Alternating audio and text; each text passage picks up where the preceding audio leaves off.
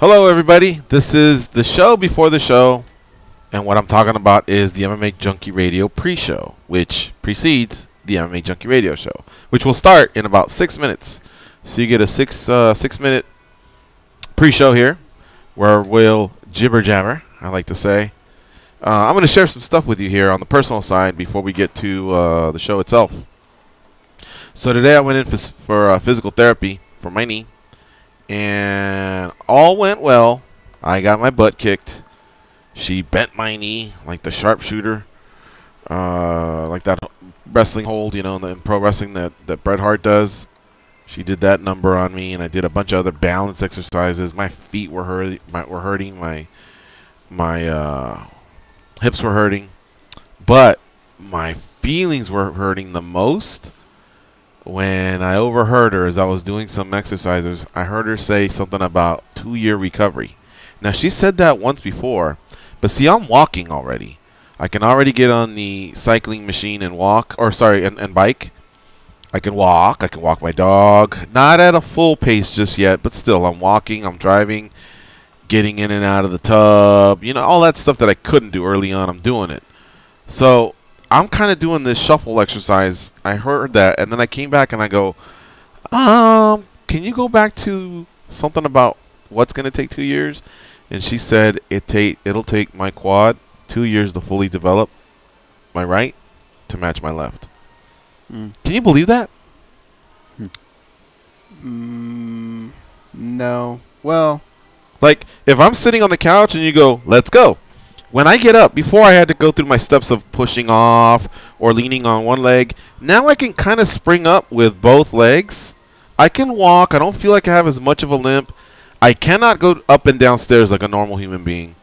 But either way, I don't feel like I'm 2 years off from that. But she said 2 years till my right quad matches my left. Dude, I heard that and go, what? And she goes, yeah, I've told you all along this is a very serious injury. She goes, but I'm talking about 100%. You know, I mean, 90% will be great, and 95 you'll be feeling great, but 100% until both muscles match. And you know, I'm not Will Brooks, I'm not George St. Pierre, Earl Campbell for you old folks. I'm just GG. I mean, you know, and I couldn't believe that. And wow, I mean, little depressing in that.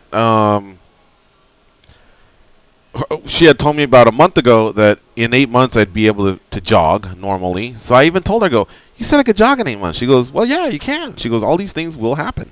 She goes, but again, what I'm saying is for both quads to match, she goes, it'll be about 2 years. Now, my injury was in September of 2017. So in September 2019, I guess I can kind of feel the same. Now, when I walk into the Mandalay Bay, I walk across or down this corridor here with the Michael Jackson show. Anybody that's ever been to Mandalay Bay, you know, you can hear the music and there's a bunch of mirrors. But there's one mirror that I can watch and just look and check out my gait, you know. And I want to make sure that I'm not sticking one leg out more than the other because, you know, it's slowly coming along. It's not just like, blam, you know, all of a sudden both legs are firing the way they are. No, I mean, I get it. She's rebuilding the legs. The knee ligament is strong, or the tendon or whatever it is, it's strong. It's coming along.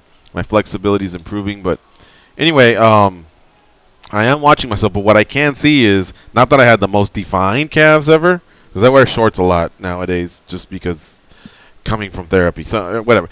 But I can see my leg, and I can see how my other leg just looks like a baseball bat. It's just, you know, thicker where the thigh is and comes down, and like there's no muscle, there's no definition to a calf or an ankle. It's like just Boss's arms.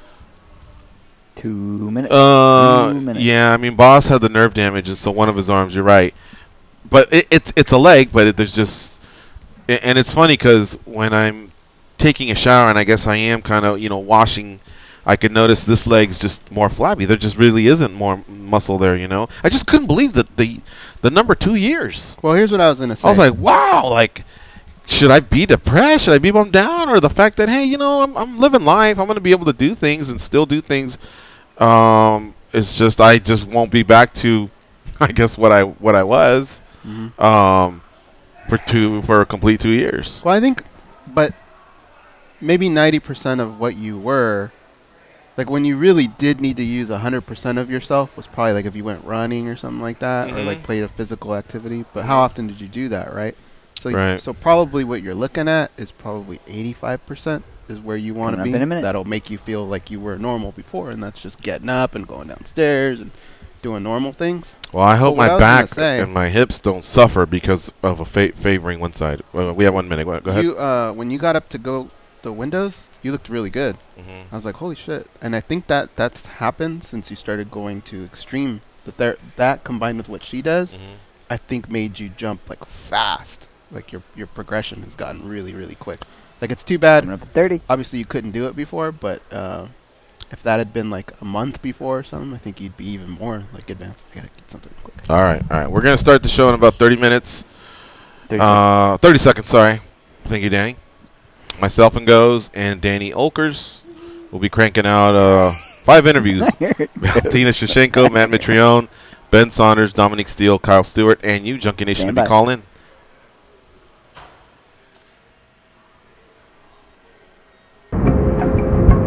This is your captain speaking. We are making our descent into Las Vegas McCarran Airport. On behalf of our crew, we'd like to thank you for flying MMA Junkie Airlines. Now please fasten your seatbelts and put your tray tables in your upright position because the descent is going to be a little bit bumpy.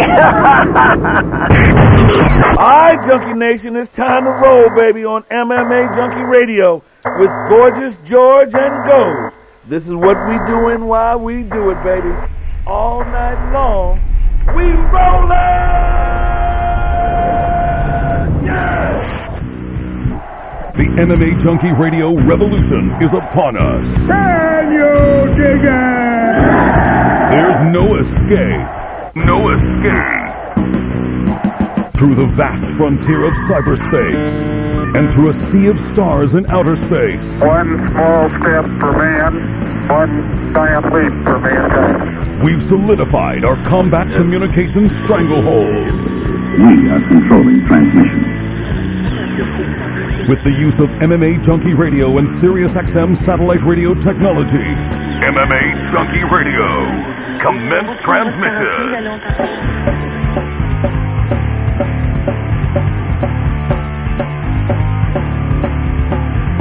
Live from MMA Junkie Radio HQ in the fight capital of the world, Las Vegas, Nevada.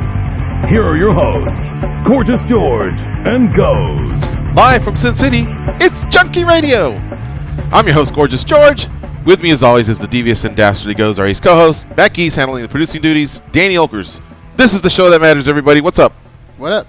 Hey, Not much. That was the intro for Tag Radio, wasn't it? I think so, yeah. It just occurred to me like half a second before I started talking. What do I do for Dan Tom? Dan Tom will not be joining us today. He's recovering from surgery, but he went under the knife and woke up. And now it'll be, I believe, he's young, he's in shape. He'll recover quickly, and we may see him this week. We may see him next week, but for now, the show keeps trudging along. Here we are. We have a busy show. We have 5 guests coming your way, and much like yesterday, things will start off pretty soon. So right now, we're going to go over a little bit of news, and if somebody calls in, great, we'll talk to you. Can't rap all day, but still see what's on your mind in this great sport of ours, mixed martial arts. Also, today is Letter of Intent Day, but not for the Junkie Nation, the Junkie Gathering, excuse me. It's just the college football Letter of Intent Day, so I'll kind of be watching, seeing what USC did. Hopefully scoop up a couple 4 and 5 stars, as USC always closes strong. In the past, we've actually done this day in conjunction with y'all giving your letter of intent to attend our Junkie Gathering, but the Junkie Gathering is a little further out in the year, and we just didn't plan it right, and honestly, it'll be a little bit more catastrophe. By the time I had planned the show with all these guests, it then occurred to me, I was like, wait a minute, it's coming up, and it just snuck up on me. But Valentina Shevchenko will join us in about 10 minutes. She's coming off a win at UFC 125 over Priscilla Caixeta. Lots of controversy there with the stoppage, but no controversy in terms of her domination. Her debuting as a flyweight, she looked great, and we got ourselves a contender. She'll now either await Nico Montana to get healthy, and I think we'll run that, or take on another fight until the champ is ready to go. Dominique Steele will join us as well, former UFC vet. He's going to be fighting overseas. Got a couple weeks before his fight, but we'll see what he is all about. Ben Saunders, He'll be facing Alan Jouban in February 24, I believe, in Orlando, where he's from. So it'll be a nice home game for him. Jouban, by the way, will be a guest of ours tomorrow. Yes, big Fox show. 28 they're at right now. And these are welterweights. Matt Mitrione will join us. He'll face yesterday's guest, Roy Nelson. And they are in the quarterfinals of the Strikeforce. Let's see, it's the Strikeforce Heavyweight Grand Prix. Pretty much, I want to say open weight just because there's light heavyweights and even a couple guys that have danced at middleweight.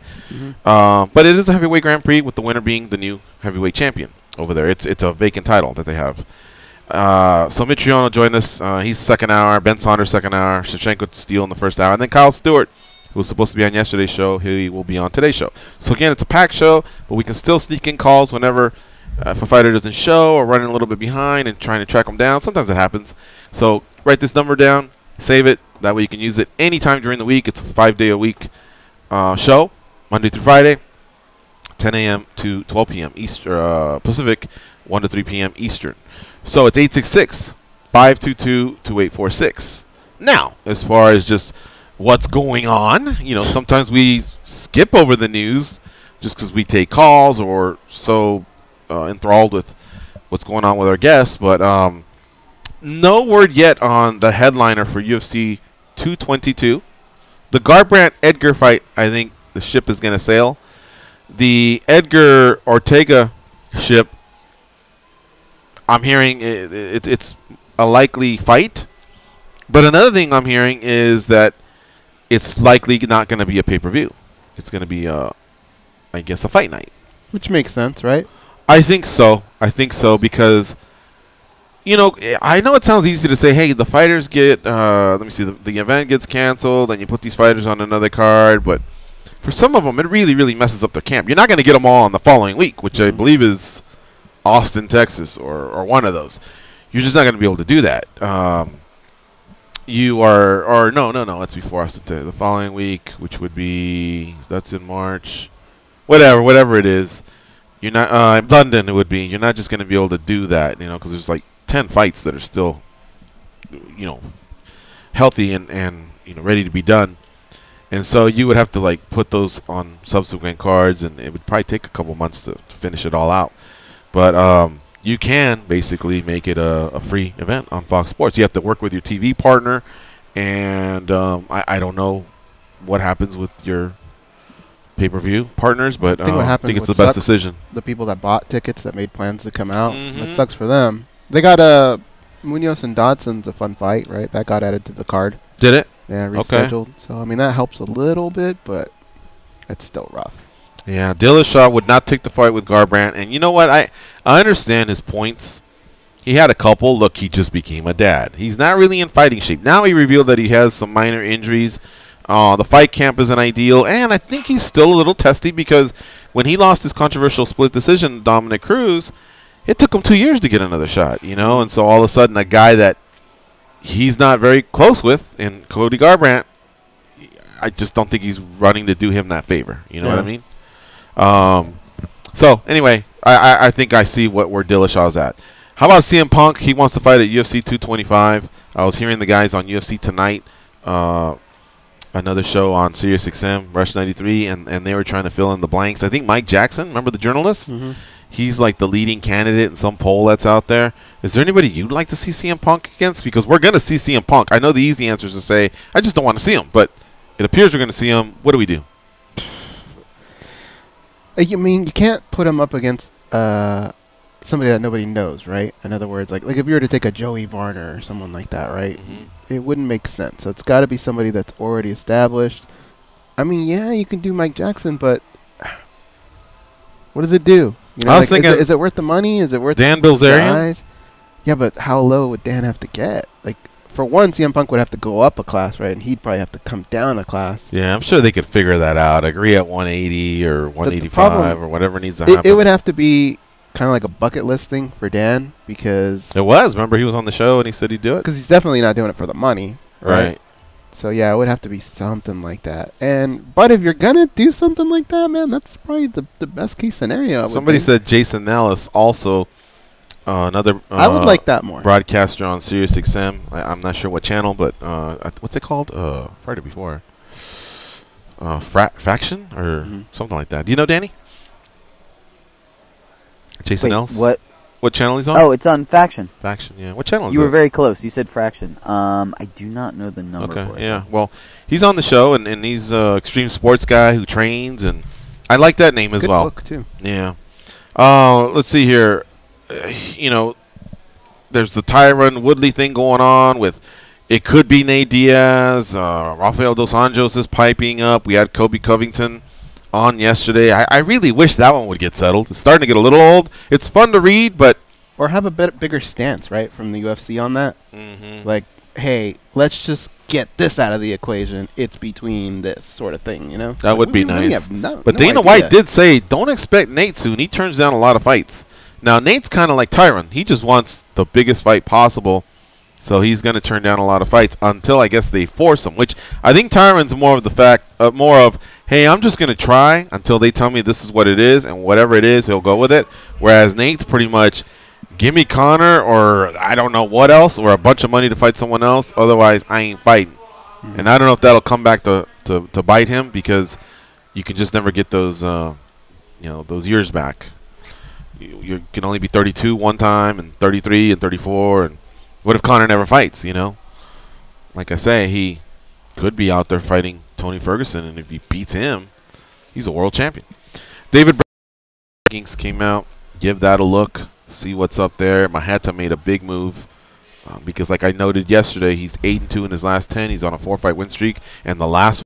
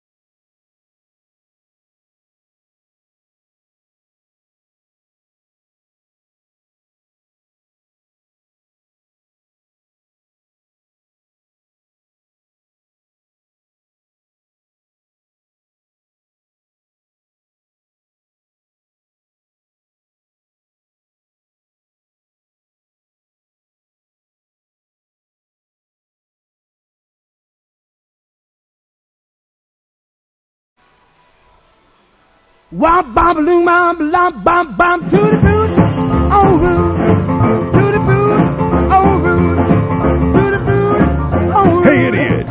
Yeah, you! Can you please tap that rather large fellow on the shoulder and tell him it's time for more MMA Junkie Radio with Gorgeous George and Goes? Thank you. It's the Impossible Springsteen ticket, and we're giving them away to SiriusXM subscribers. SiriusXM's E Street Radio is filling all the seats for the March 14th performance of Springsteen on Broadway. Grand prize winners will get air, a hotel, and tickets to this exclusive show. For official rules and to enter, go to SiriusXM.com/Springsteen. No additional purchase is necessary. Boy, that guy's been around for a while, huh? He has. Did you see Elton John's retiring? From where he announced like he's gonna have like a last tour. Yeah, somebody but else still did like that 2 too. years away, but Valentina's there. So yeah, somebody else did the "This is my last tour" deal just the other day, and I kind of appreciated it, but you never I just know. don't know how if you can believe that. Not that they don't mean it. Exactly, the temptation, the money, it's too great.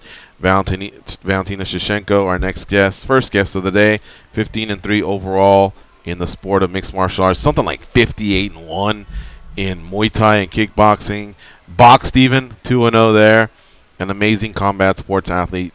And she defeated Priscila Caixeira at UFC Fight Night 125 in Belém, Brazil this past weekend. Valentina, you must be ecstatic over that win this past weekend over Priscila Caixeira out in Brazil. Hello, George. Hello, I'm feeling good. Everything that we was planned before the fight, I could do it. So it's now time to enjoy and have a little bit rest. Where's the vacation? Where are you going? I know you travel a lot. Yes, we just came back from Brazil, and we decided to went to have a little bit travel by the state, by Texas, have like fishing and enjoy our free time. There you go. All right. Valentina, what did you? It seems like not enough people are talking about the fight. More people are talking about the stoppage, or I should say, the late stoppage. What? I guess we'll stick with that. What did you think of the stoppage by Yamasaki? It's like I'm a fighter, and every time I'm saying that my job is to do everything to make fight like finish. And when I was on the fight, during the fight time, I was just doing my job to make her quit. But in the same time, she was like, every time she showed like her character, she was like moving, she was doing something to, she didn't want to quit like so easily. And that's why I was like, in the end of the second round, I knew that I have to do more, and I just went for submission and to put like all points in this match and just make her tap. Okay. Valentina, another thing was you looked great when you were standing up, and you hurt her early in the first round, but then elected to take the fight to the ground. Same thing happened in the second round. Are you still feeling like you want to prove that you're an all-around mixed martial artist? Most people that can strike like you can are usually looking for the KO finish, and it looked like it was right there. Can you explain those sequences where you decided to take the fight on the ground even though it looked like you could dominate standing?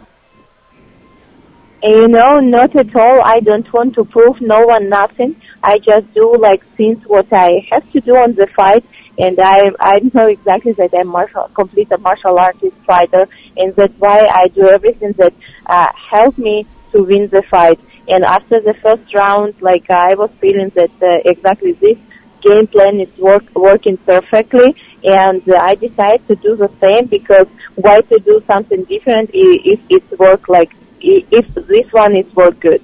Mm-hmm. So you have no preference over how the fight ends as long as the fight ends in your favor. It's every time if you are speaking about me, I have like different game plans for the fight.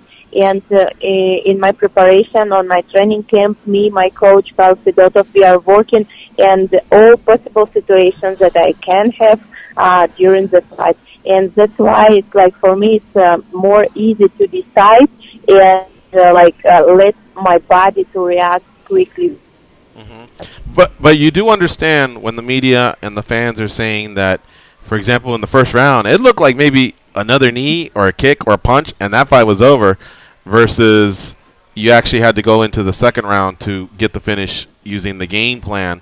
At the same time, you always feel like the UFC would prefer the stand-up finish rather than the ground finish. So I guess that's why maybe some of the media and fans were hoping you maybe showed off those skills. During the fight, I never was thinking something like this, and yet I was feeling that my punches is going through exactly in the way like I want, and it hurt. And after one or two punch, I was feeling she was losing, and yes, I was feeling it, but. It's like on the fight you don't have time to think. Your body is working, and the way I was doing, it's the way I was doing. Now we can see maybe something to change, but it's already for the next fight. Right. Well, I got to tell you, the ground and pound was just as vicious. Those elbows and those punches were amazing, whether you're on the ground or standing. But this is exactly what you're talking about. Like, do you think it will be like if one more punch, it would be like finish? And I think everything, like always, the fight it was right. And I don't think that I would change something else. No. Valentina Shevchenko, our guest here on MMA Junkie Radio. She's coming off a win at UFC Fight Night 125 in Belém, Brazil, over Priscila Cachoeira. This was her debut, as a flyweight at 125 pounds in the UFC. And right away, I believe she's an instant contender for the world champion Nico Montana, who is hurt right now, but hopefully we'll see her back this year. All right, Goes, what do you have for Valentina? Valentina, this may seem like a silly question because you were the winner and you were very aggressive in your victory, but did you make it out injury-free? Are your hands okay, your elbows, your knees? I'm free. I had a little bit small injuries on my elbows, just like a little bit swelling, a little bit bruises, but it's nothing totally. In few days it will be very fine. So I'm totally ready for going to the octagon again as soon as I can. Now that was going to be my next question. George and I and most everybody agree you definitely have to be the next person in line for that title shot. If the UFC were to come to you and say, Valentina, when is the date and where would you like it? What would you tell them? Let's do it tomorrow. This is my answer. What about fishing? I can post it for after the fight. Yeah, all definitely. Would Peru ever be something that we hear, because they're expanding more into South America? They're going to Chile. We heard Chile could be next, but having you fight for a title in Peru would be a lot of fun, wouldn't it? Yes, I think so. It doesn't matter if it would be Peru or a different country of Latin America. I think a lot of people will go there and support me, and it's really great, and really great to feel this support all over. It's very helping during the fight. Yeah. Now that you don't have an opponent, now that your fight is over, is this the time where you start to focus a little bit on what the champion does and how she operates? Does training start to go towards her? Yes, but first we are I want to have a little bit rest without thinking too much about next fight. Just recover my energy that I was spending on my training camp for this fight. And yes, once it will be more exactly next date, next opponent, and I will start to focus me on my next step and put everything in my all my focus on the next fight. Valentina, will you only fight? I know you want to fight Nico Montana, but if she's not ready to go, and the UFC comes to you with a bantamweight fight, would you go fight that, or would you say nope, I want to stay at flyweight?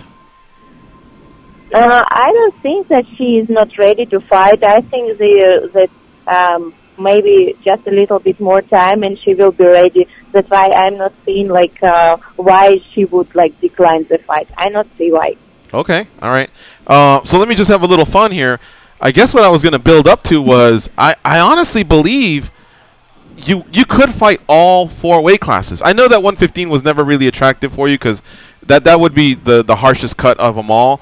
But so for some reason, I'm convinced that you would even fight Chris Cyborg if they asked you to. You know, about 115, it's definitely no, because I don't want to fight in this weight class. I don't want to suffer this much of cut weighting, and this is not my weight. I feel me very comfortable in 125 with a little bit like cut, because even for 125, I'm not suffering at all. In 135, like I feeling very good because I don't have to cut nothing. My walk weight is 135, and I feel the same strong.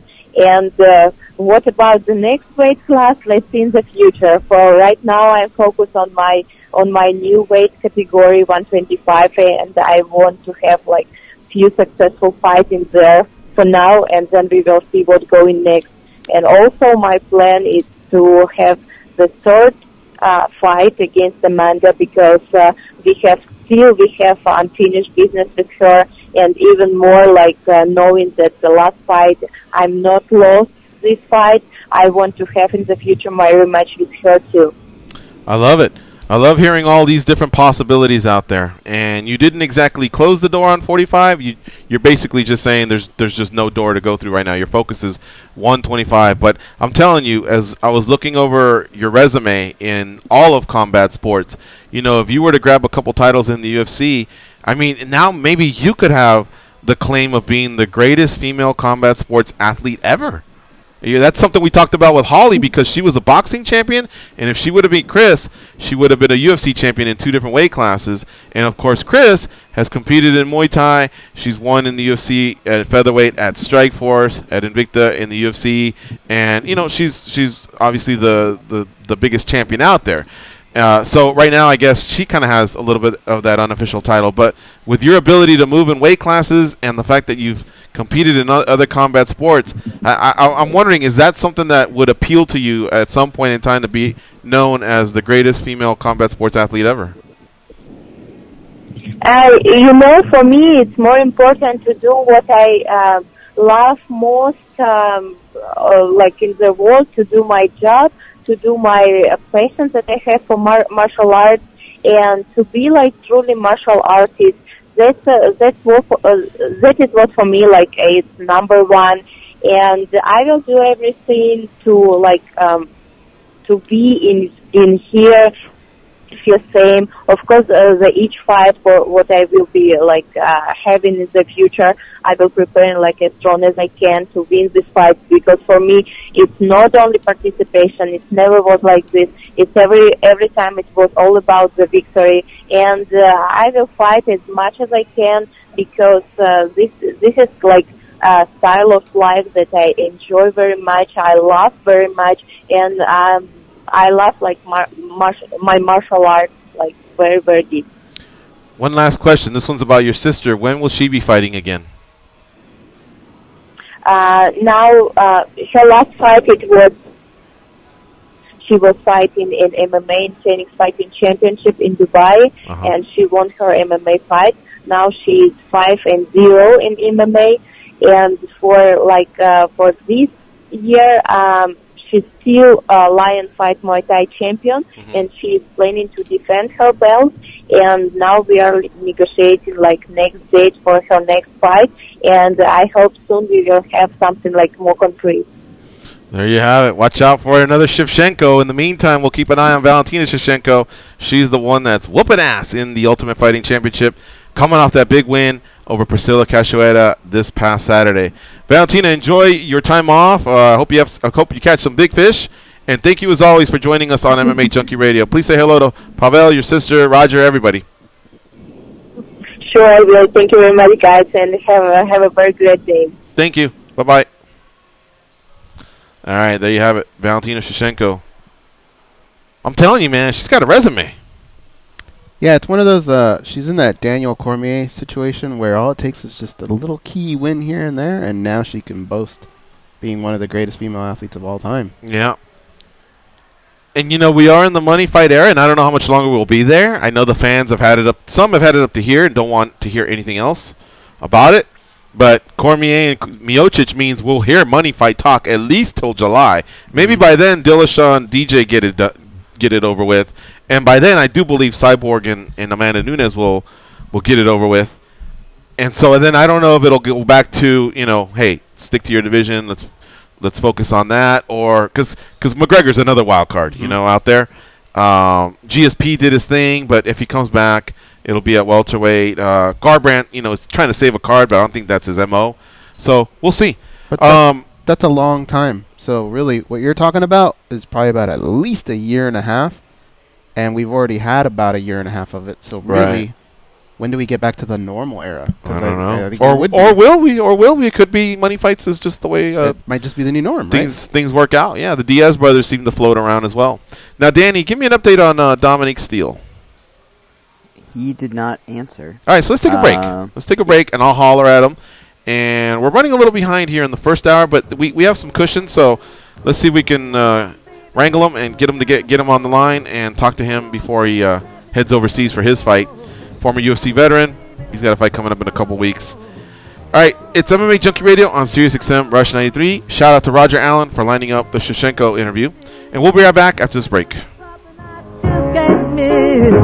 Come on, baby, let the good time roll. Roll all night long.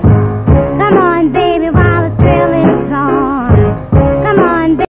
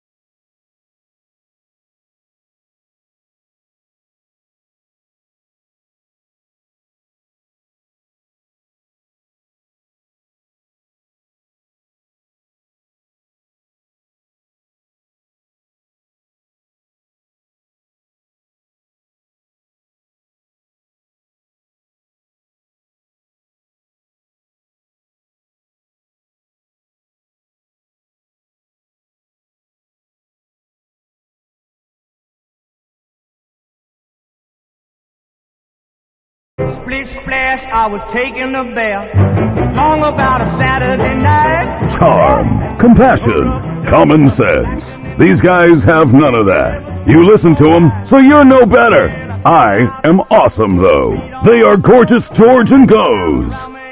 Start your day with SiriusXM. Enable the SiriusXM skill on your Amazon device. Then tell Alexa to set an alarm for your favorite channel. And you'll wake up to the sounds of SiriusXM. With SiriusXM and Alexa, you can get the latest sports news each morning without picking up your phone or turning on that damn TV. Dominique Steele did not answer. So I'm going to do a couple Facebook plugs here. See who's chilling in there. Ben Saunders is already hitting me up about something. I'll have to get to that in just a sec. In the Facebook chat today, where'd it go? I had it. when I go in as MMA Junkie, it seems like the whole chat's there. The minute I switch to Gorgeous George, if I want to comment or like or something like that, I'm just reduced to like the last 4 comments. And that sucks because I know there's more going on. But here, let me address this.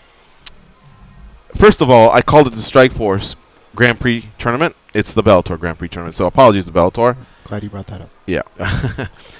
DJ Zoo, Adam Zuniga says, don't even entertain a stupid matchup like Dan Bilzerian versus CM Punk.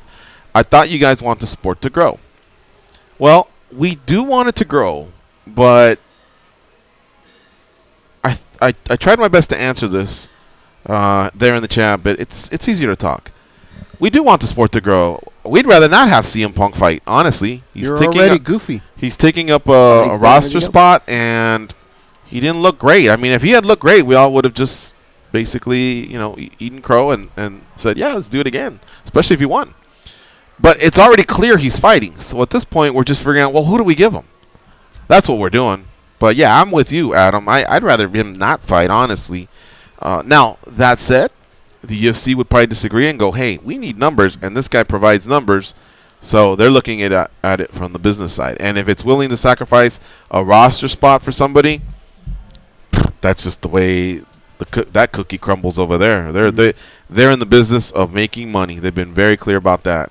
They certainly aren't in the business of making Zoo happy or Junkie Radio happy or anyone else happy. You know what I mean? So you have to balance the two. All right, Dominique Steele, ready to go. So let me tell you a little bit about Dominique Steele. He's going to be fighting out in Russia. It's Fight Nights Global 83, and it takes place on February 22nd. And his opponent is Nikolai Alexikin. Wait, Alexikin. I think I got it right. It's a Russian. What's up, Don Steele? How you doing? Hey, how you doing? Good. Alexikin? Is that what it is? Yeah. Yeah. It's just the Russian, right? I don't know how to say it either. I know he's tripping over your name, and if I were to tell him my name, he'd be tripping over that. So we're not too worried about him tripping on the way we pronounce his name. Nikolai Alexikin, something like that. How much do you know about Nikolai Alexikin? That sounds like a Mexican dish. How much do you know about the Mexican dish, Nikolai Alexikin? He's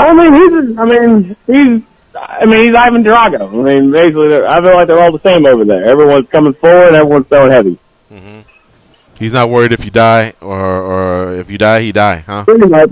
Yeah, I'm like Apollo Creed right now. He's coming for this nigga. Oh, man.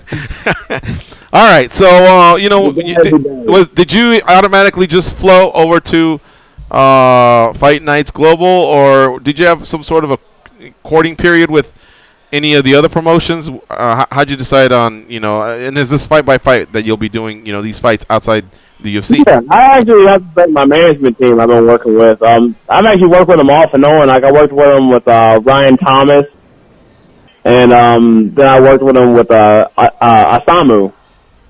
And then Pat and Jason have been doing just a really good job so far. They've just been good stuff for me. And also my manager back home, Chuck Wells.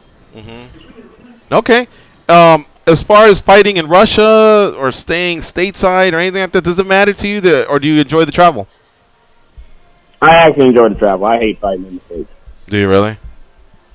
Mm-hmm. Is the ultimate plan to... It's quite overrated. I believe that fans are more appreciative of fighters overseas. Oh, wow. Okay. Over here, it's all...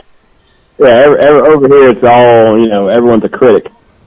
Even people who haven't ever stepped in like a ring or a cage or even on a mat. You get lost in the shuffle over here with the baseball, basketball, football, and over there you're more of a respected athlete. What you say?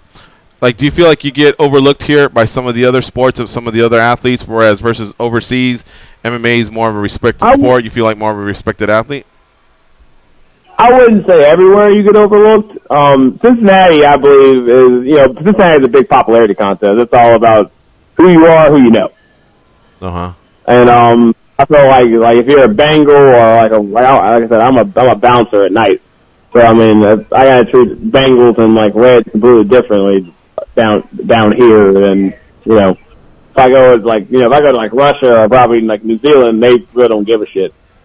Mm-hmm. Have you ever had to throw out a Bengal or a red? You're in a person, you put your pants on the same exact way. Your shit may be a different color, but you still shit just the same exact way as everyone else. Have you ever had to throw out a Bengal or a red? No, I get in trouble for doing that. So they said, "Oh, they spend so much money here." I said, "Well, they're not following the rules. That's not how life works." Oh wow! Gotta imagine you're tripping a little bit when Pac-Man walked through that door, right? Yeah, is he still making it rain out there? He's actually banned from the bar I work at. Is he really? Yeah, which is funny. That was before I started working there, though. What do you do? I can't keep putting their business in. I have no clue. No one tells me nothing. But if it were up to you, there have been a couple Bengals or Reds that you could have bounced out. I mean, they were acting a fool. Yeah, Reds don't seem to have a problem. It's all it's always like one or two Bengals.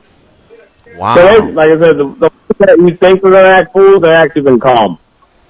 Tell me the last time you had to throw someone out. Tell me a good story.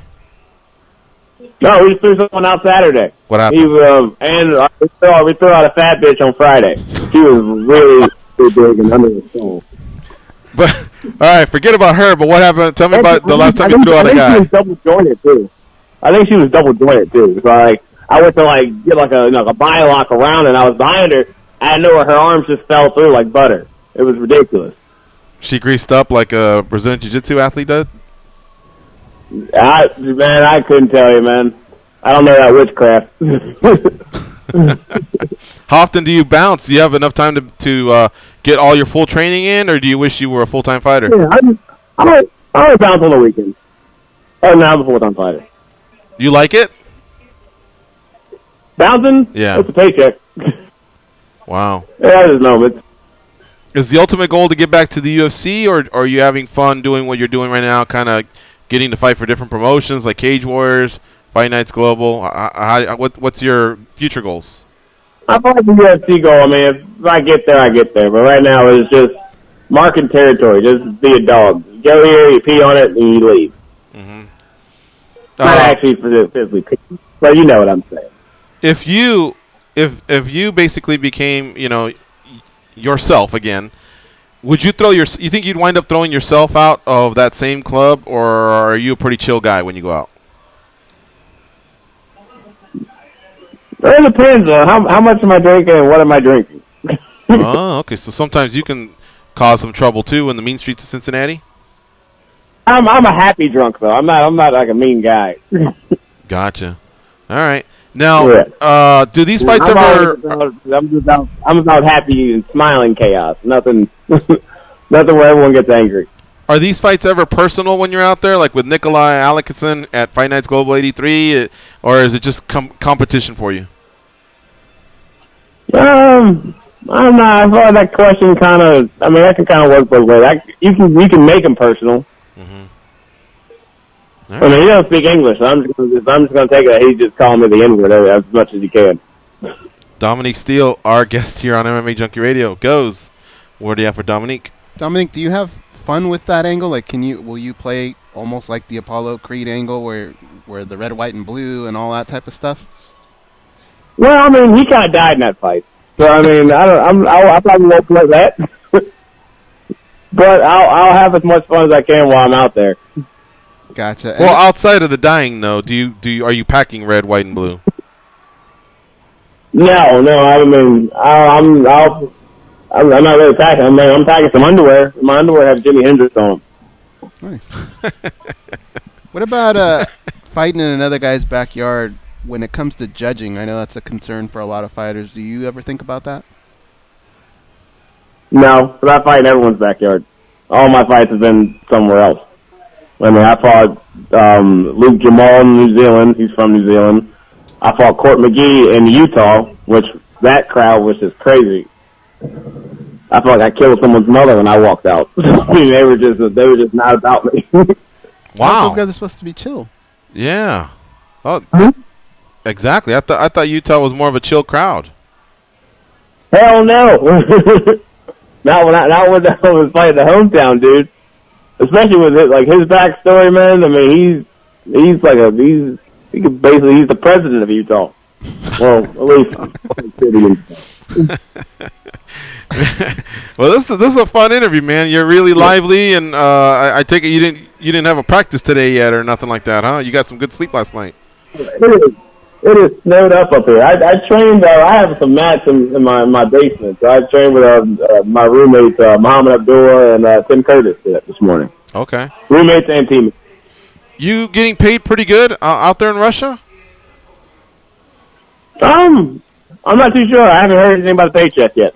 You're not curious about that? I have my moments. I'll wait till it comes when it enters the bank account. All right. You trust your managers that much, huh? I'm worried about the fight. You're worried about the flight, you said? Yeah, more about the fight than the money right now. Okay. How long do you think you want to do this if you don't make it back to the UFC or stateside? Is it just a lot of fun for you to keep training and doing this, or is it like an end game? I had a daughter. If I could put her through college, and I would do it that long. But I don't want to get I'll probably end up in a wheelchair at least eventually. Fighting is fun. That's you've made that very obvious. But is training fun? Oh God, no! Training sucks. That's the worst part of it. So you despise going to all training sessions, or is there like wrestling or Brazilian Jiu-Jitsu, one of those that just kicks your ass? Oh, they all kick my ass. I'm always hurting. Which one's your favorite? Which was my favorite? Yeah. Lunch. All right. So let me talk to you about something else. You're not in a hurry or nothing, right? We're being pretty open here. Yeah, you're good. Okay. So my thumb's on 12%. We still got this shit. We still got it. All right. Let me ask you one last thing. You said, and other fighters have said the same thing. They keep bringing it up. I don't know if you meant it towards fans or media, that because they haven't stepped in the cage, you just don't value their opinion, or what is it? Can you be a little more clear about that? No, I value everyone's opinion. I mean, like I said, anyone. I can't say that's contradicting. I feel like it's just you can't say you don't value someone's opinion. You just kind of once you read it, you get so angry. It didn't you ever seen Jay and Silent Bob Strike Back? At the end when they got all that money and they decided to go to those dudes' houses. That's what I want to do. Uh-oh. Yeah. Like, hey, aren't you the one who said this and this? And you go, yeah. So you just beat the shit out of them. You haven't checked your Twitter since 2015. Why are you still carrying all this, though? Oh, I don't believe in witchcraft. I just got back on. I'm working on getting on Instagram and Twitter and all that stuff, or whatever, and Twitter, and I don't know what the hell you guys call that stuff. Twatter. Is that a dating site? Wait, what's Twatter?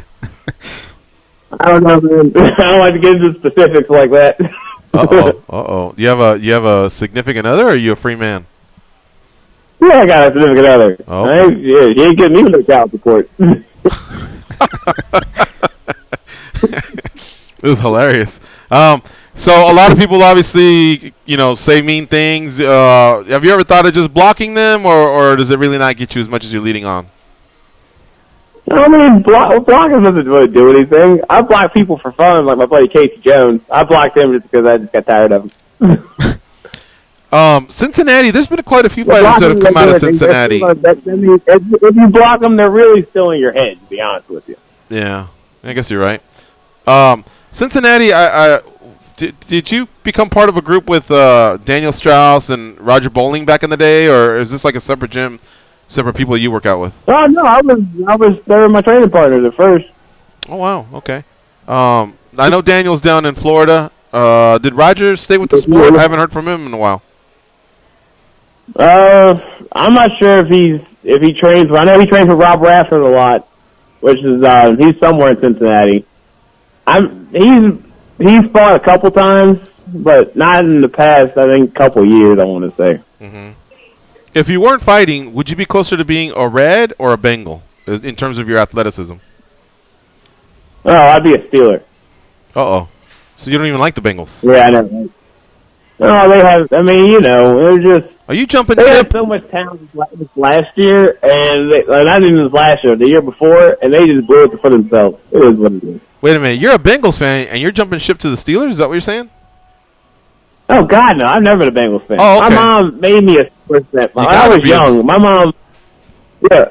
mom, when I was young, I was actually watching a Bengals game. My mom smacked my hand, took the remote, and changed it to a Steelers game when they were playing the Cowboys. They lost, but hey, I said, I'm just the same as the black and yellow team. They seem cool. Forget about the black and yellow. You're Dominique Steele. You're almost there with just being a Steeler as is. It's true. Yes. Mike Tomlin I trust, but I think he's leaving. What position would you play if you were a Steeler? I'll probably just do kickoff. You're not the kicker. You mean running the ball back, right? No, I just mean kickoff. Oh, you'd kick the ball? They don't really have any more but wedge busting. I would love to do that. Oh wow, Dominique is nuts, man. The wedge busting. That's right. They, for folks that don't know, basically when you kick off to the receiving team, they used to basically create like a wedge and hold hands, and you can't do that anymore. In fact, you can have is 2, right? Yeah. In fact, if you notice, there's just really not as many kickoffs because they changed the ball. They kick off back from the 35, and they just don't really. The NFL doesn't want that. But they got flags coming in now too. They're all gonna start winning flags. Yeah. Turn into a balloon eventually. Wear paper hats. Call for cast the ball like in soccer. Who were you rooting for, the Eagles or the Patriots on Sunday? I didn't even watch it. To be honest with you, I watched it at the end. What could you have been doing that was better? What were you doing that was better than the Super Bowl on Sunday? Training. All right, you win. Which sucks. You win, yeah. All right, my man. Well, hell, shit, we got to talk to you more often. You're a character, man, and you're definitely a fun fighter to watch. So I hope you have a safe camp, whatever's left. Safe travels to Russia, and can't wait to see this fight, out there with you and the Russian, Nikolai Aleksin, at Fight Night Global 83. Thanks for the time, Dominique. You want to say anything to your fans or anybody else? Get ready. It's about to get down. I don't know. That's all I got. Wear some red, white, and blue out there, all right? Have some fun. Yes. Take care, Dominique. Go America. All right. We'll see you, Take my care. man. Thank you to Jason Ellis for lining that one up. He's a character, isn't he? Yeah, that's definitely, if I'm Adam Hunter, look for this guy to do one of them opening spots. Yeah, really. All right. So it's good that we were able to get our breaks out of the way. We could just cruise to the finish line there with Dominique Steele. So listen, if he ever gets back to Twitter, I don't know. He's at the Dom T Steele. Again, Jason Ellis lined that one up. Valentina Shevchenko on Twitter is at Bullet Valentina. So that's the end of 1 hour. Still got another hour to go, and we'll start off with Ben Saunders, move to Matt Mitrione, and then Kyle Stewart. Saunders has Joban at the upcoming show out in Orlando, UFC on Fox. Still a couple weeks away from that. Mitrione headlines Bellator 194 against Roy Nelson. That's on February 16th, as is LFA 33, where Kyle Stewart will headline that fight card. So we are going to take this break at the top of the hour, and then we'll come back. We're not going to start off with Ben Saunders. He's asking for an additional few minutes. So we'll probably do some Facebook shout-outs, maybe get into the YouTube and see what those animals are all about. And just have some fun, go over the latest news. It's MMA Junkie Radio on Sirius XM Rush 93. Stay close. We'll be right back. Oh, there's blackjack and poker and the roulette wheel. A fortune one.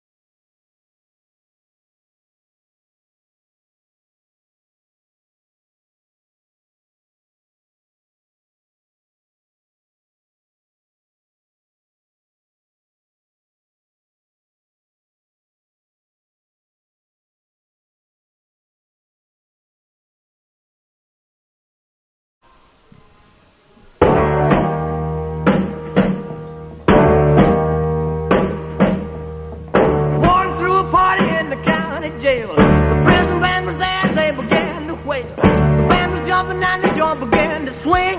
You should have heard this knocked out jailbird sing. Let it rock. Everybody let it rock.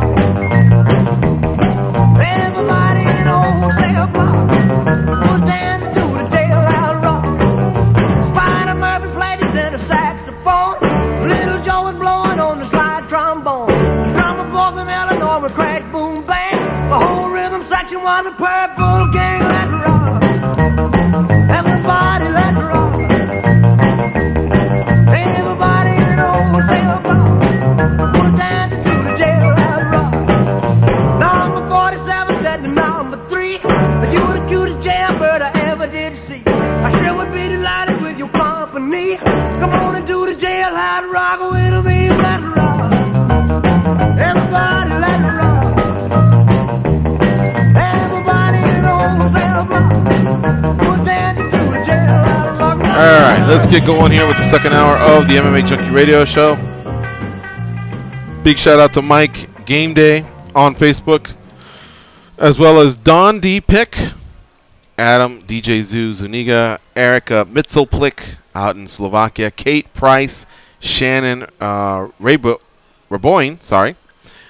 She says, what's going to happen to UFC 222? We don't know, man, but I don't think it's going to be UFC 222. I think it's going to be UFC Fight Night something.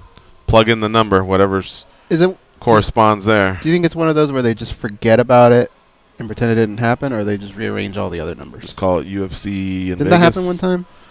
No, they'll figure it out. They'll change the numbers. Yeah? Yeah. I thought one time they didn't. Oh. So you're saying 223 is already being marketed in Brooklyn. Will they change that? Yeah, like they just leave it as 23 and they yes, just kind of I believe that's an option. I believe it happened, and I believe that's probably a strong option. I thought you meant as far as the UFC Fight Nights. Like, I think they would probably interrupt that sequence, but who knows? And once again, Vegas, the big jinx. I know we got Stipe and Cormier to look forward to, and certainly would be nice to stack that card. But remember 3-4 years ago when we'd go, get out there in New York, talk to your senators, talk to your legislators, or whatever. Those asshole politicians, whatever the names are. Boy, that bite us in the You know, and I kept saying, careful what you wish for, because then I know Vegas is going to take a big hit because they're going to want to stack not just New York, but the other shows and come strong. And they have, and the UFC has, which should basically appease New York and any doubts they had. I mean, think about how much money the UFC's brought to that state. But I believe we've been one of the cities that's paid a price. Yeah. I know Sweden hasn't gotten, you know, they used to kind of have a yearly stop or every other year. Canada probably suffered. They probably took a hit. Maybe Brazil took a hit for one of them. So hopefully that honeymoon ends soon. I don't mind once a year at Madison Square Garden. It's pretty cool. But, you know, Brooklyn's pretty stacked. And what do you want me to say, man? I'm way over here. That's way over there. I want the fights here, but guess we had a good run as it was. I mean, even Anaheim and L.A. That just they get good cards. They just fall through. Yeah, the West Coast has been jinxed. When are they going to go back to Oakland too? I don't think. Remember that was Anderson and Chael. Yeah. Or Sacramento. I mean, Northern Cal. I got to give it up for those guys. They support MMA, and there's a lot of athletes that come from there. So not just so-called, so could they get their fix. Could be, man. Let's talk to Hal in Chicago. What's up, Hal? How you doing? Hey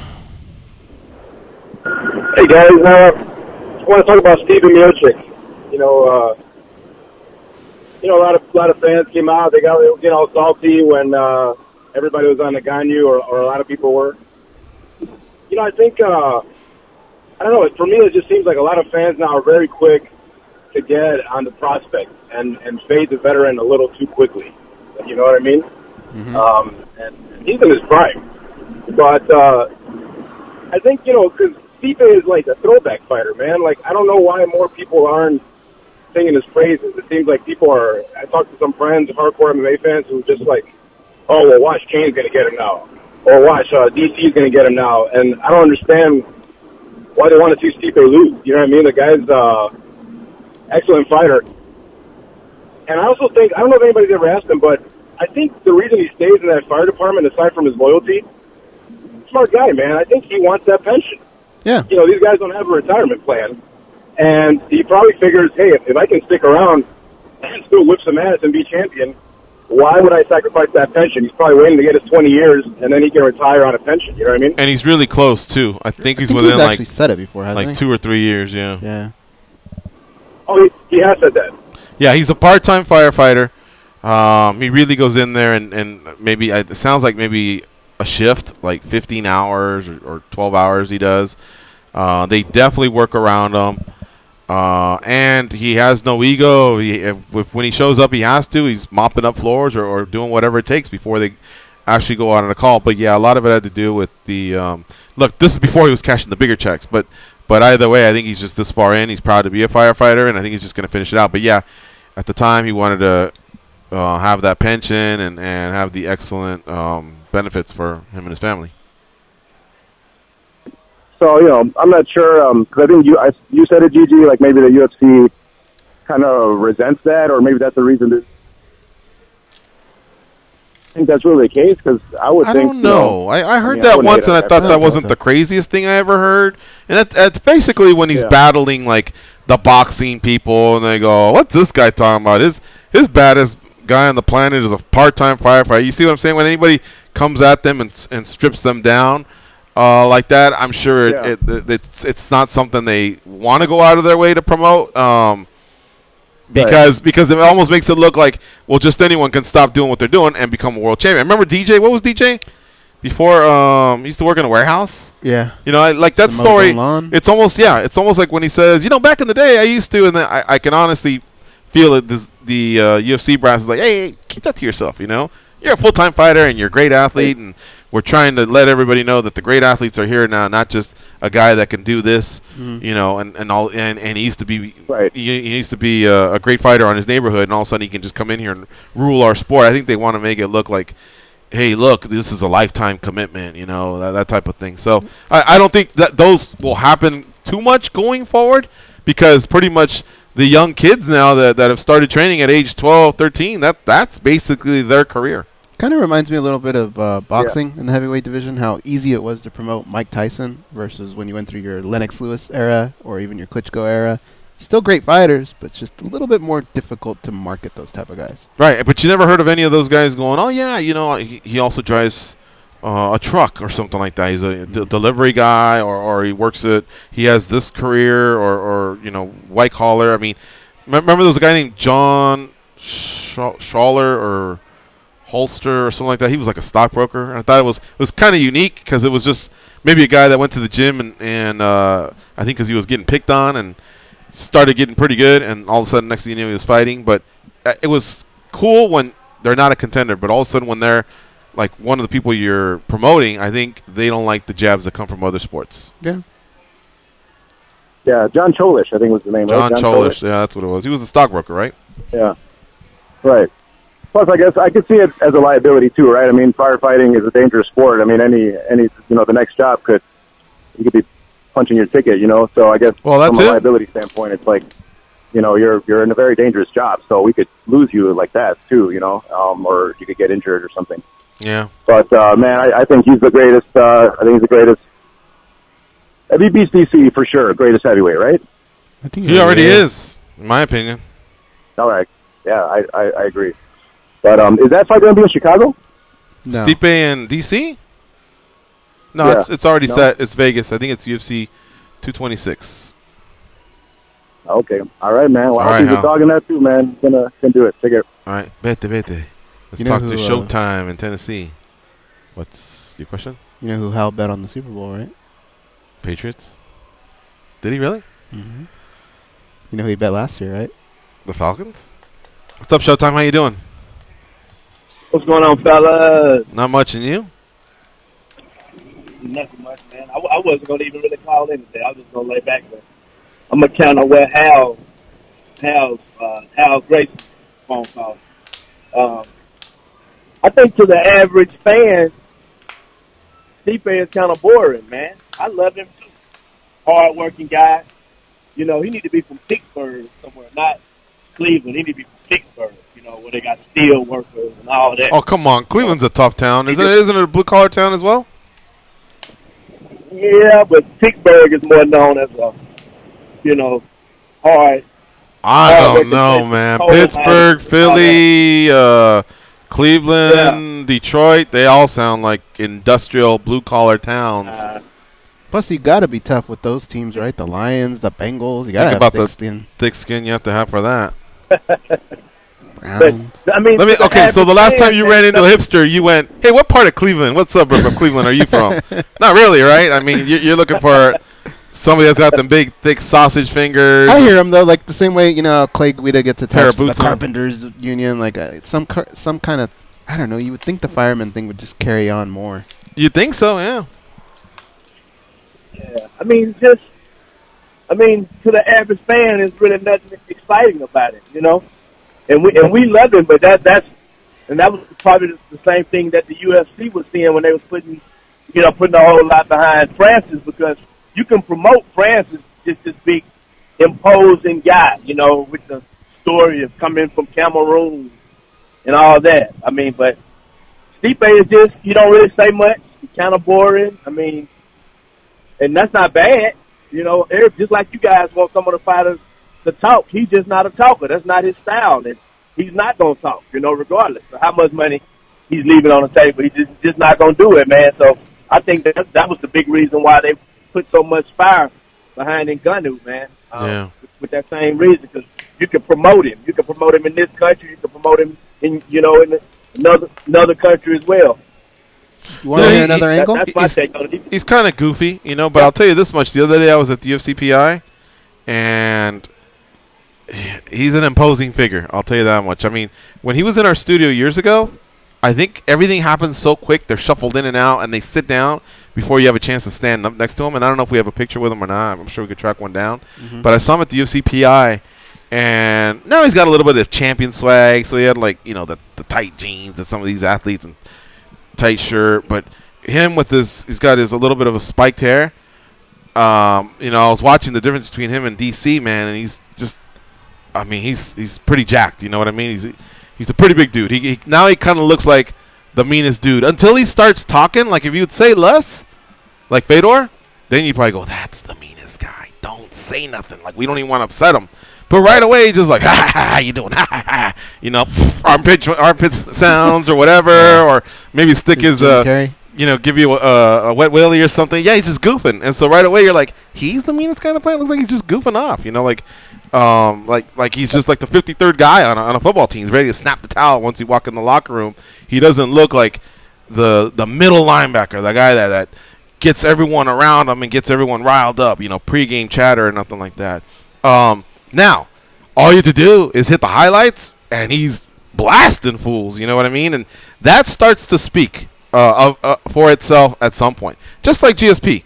GSP was never. He wasn't much of a talker either. But at some point, he started hearing 50-44, 50-45. I mean, and people would start to say he hasn't lost a round in 6 years. He hasn't lost a fight in 8 years.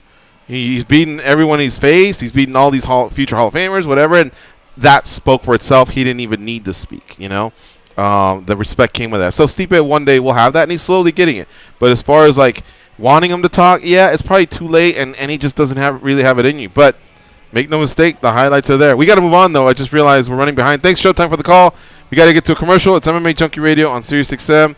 Rush 93, stay close. We'll be right back with Killer B.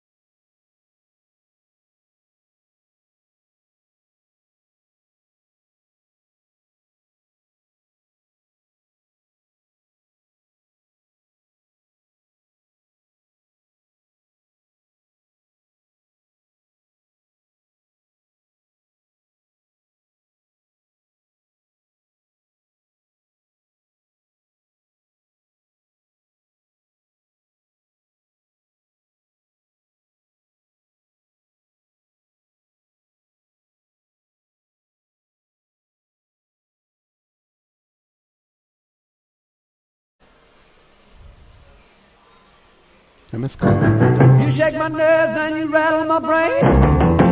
They can drink Mentos-flavored Diet Coke without their stomachs giving a single fuck. They are Gorgeous George and Goes. And this is MMA Junkie Radio. It's the Impossible Springsteen ticket, and we're giving them away to SiriusXM subscribers. SiriusXM's E Street Radio is filling all the seats for the March 14th performance of Springsteen on Broadway. Grand prize winners will get air, hotel, and tickets to this exclusive show. For official rules and to enter, go to SiriusXM.com/Springsteen. No additional purchase is necessary. Joining us now on the hotline is one of the most violent individuals that ever steps into the octagon. He's there to crack skulls. He's there to crack your ribs. He's there to knock you out. And no matter what, win or lose, he always puts on a performance. And he's facing Alan Jouban, another one of those guys that likes to get in there. This should be a really, really fun fight, man. They get down at UFC on Fox 28 on February 24th. That's headlined by Josh Emmett and Jeremy Stevens. It's the one and only Killer B, Ben Saunders. What's up, Ben? How you doing? What's going on, guys? Hopefully the signal's not too bad where I'm at and you guys can hear me. Yeah, we can hear you. Where you at? Like in some basement or something like that, or? No, I just got done with strength and conditioning, and I just came out to do the interview, and I don't know, it seemed like when you guys are talking right now, you kind of were going in and out, so I was just making sure I'm good. Well, I was just using a bunch of superlatives to describe the way you fight. It's a very exciting style, and I can't wait to see you and Alan Jouban get down. Are you excited about the matchup?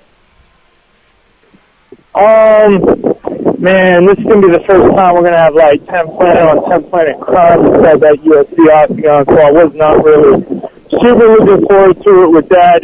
For those that don't know, he's Alan's brown belt under Eddie Bravo. And this is, and we've never had this happen before. It's not a fight that we really both wanted in the sense of, you know, having kind of the teammate on teammate, but it was what it was, and we talked to Eddie, and it's just an unfortunate situation, but it is what it is, man. We're both fighters, we're both professionals, so we're going to accept that. As far as stylistic matchup, man, it is fireworks. I don't think you can get much better. Yeah, well, now I'm excited to see you guys hit the ground as much as I am to strike because of that little twist. But for one, will Eddie be in either corner, or will he just sit back and let you guys handle it? Yeah, unfortunately, no. He's, I mean, it's the smart move, man. He's stepping out. He's not gonna, you know, be a part of it. I don't even know. We've talked about it, but I don't even think he's gonna come to the event. If I was gonna watch it from a secluded place back home, and watch it unfold that way. But man, yeah, it is what it is. What belt are you under Eddie Bravo?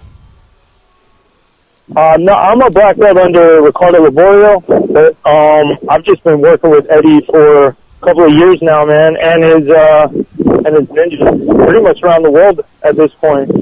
You know, I haven't. The plan will be to get a black belt under him as well, man. It'd be an absolute honor. How often have you trained with Alan Jouban? When I was in LA, you know, we did some classes together, and we sparred back in the day. But honestly, we never did like MMA hardcore sparring, you know, on a regular in any means.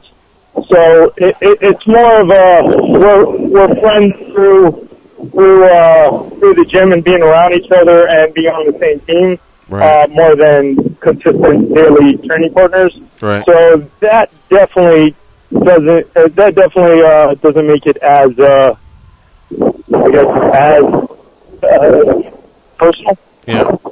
Ben, you know, back in the day, about 10 years ago, well, even further than that, when Eddie first beat when Eddie Bravo first beat Hoyler Gracie, his system just was, I wouldn't say blackball, but a lot of people wouldn't hesitate to put it down.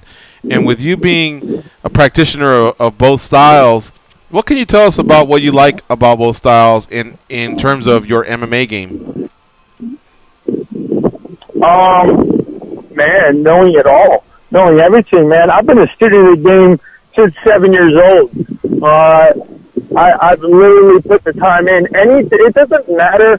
I need to know techniques, especially in the jiu-jitsu side. I feel there's so many different factors and techniques and ways of doing things as opposed to standing. Which there's that too. You need to know it in both aspects. But as far as like understanding someone's body type, how long they are, how short they are, how much weight they have, how much weight you have, you need to know all these factors. And then because of these body types, different techniques are going to work better for different people, and knowing it all, whether you use it or need to defend it against it or teach it to other students or people, you need to know everything, man. It's a consistent uphill battle to try to be super knowledgeable on everything. I notice when I watch grappling events, you know, they're very popular now. Chael Sonnen, Eddie Bravo. Back in the day, the Gracie brother, or one of the Gracie brothers, I noticed a lot of the guys that were having success, or the guys that were just attacking the legs. How much do you subscribe to that, Ben? You know, working on the leg locks. Oh man, everything.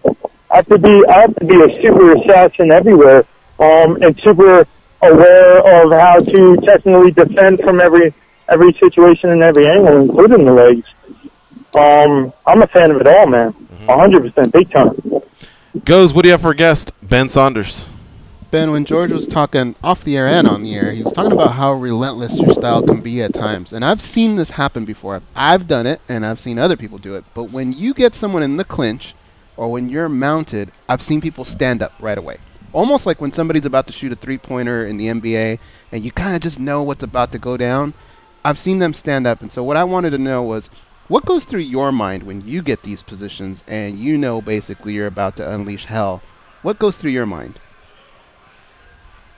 Oh man, it's either fucking think I think game over, son, or it's pretty much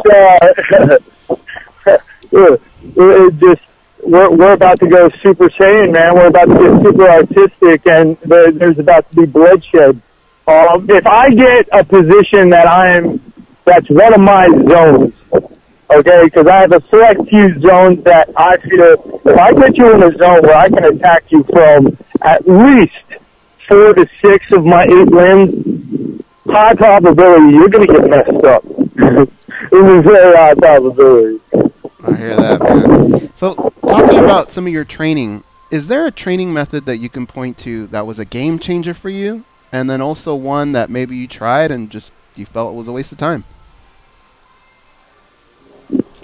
I'm sorry. So again, it kind of broke up. Something about a game changer? Yeah, so a training method that you've done in the past that was a game changer for you, and then one that was just kind of a dud.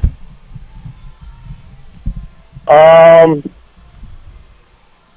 mean, I haven't really done it too many times, but I wouldn't even call it a dud. It's just not something that I've done too much, and that's what I've seen people do it and advertise it would be the, you know, spinning around in circles, like kind of using a bat to like spin in a circle and then have people all of a sudden jump on you and like attack you and have you kind of fight back like you're rocked and like your equilibrium's all messed up.